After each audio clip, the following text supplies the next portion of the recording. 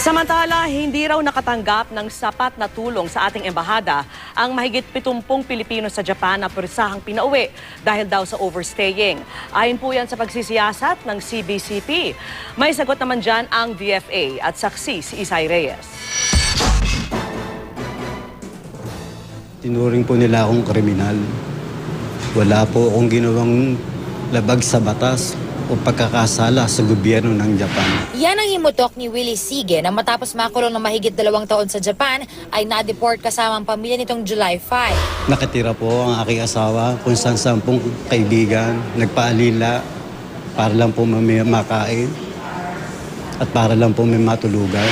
Si Celso naman kahit mahigit 20 taon na nirahan sa Japan, di nabigyan ng karapatang maayos ng papeles para legal na tumira roon. 1 year and 7 months ako naka-detain.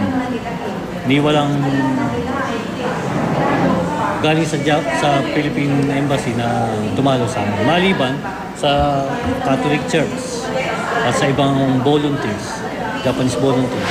Kabilang sina Willie at Celso sa mahigit 70 undocumented Filipino sa Japan na persahang dineport itong Hulyo dahil overstaying. Pero ayon sa fact-finding committee na binuo ng Japan Catholic Bishops Conference, hindi umano sila nakatanggap ng sapat na tulong mula sa Philippine Embassy sa Japan. Because we found that their human rights were violated and their welfare is disregarded. Most suffer from symptoms of depression such as attempted suicide, insomnia, skin disorders, ulcer, aches, and difficulty breathing. Hindi kami naipagtanggol. Sa halip sumang-ayon sila. Bakit hinayaan pa kaming tumagal? Umasa kayo, sir? Umasa kami makakalabas. May mahigit 5,000 pang undocumented OFW sa Japan. Mahigit 100 sa kanila nasa detention center.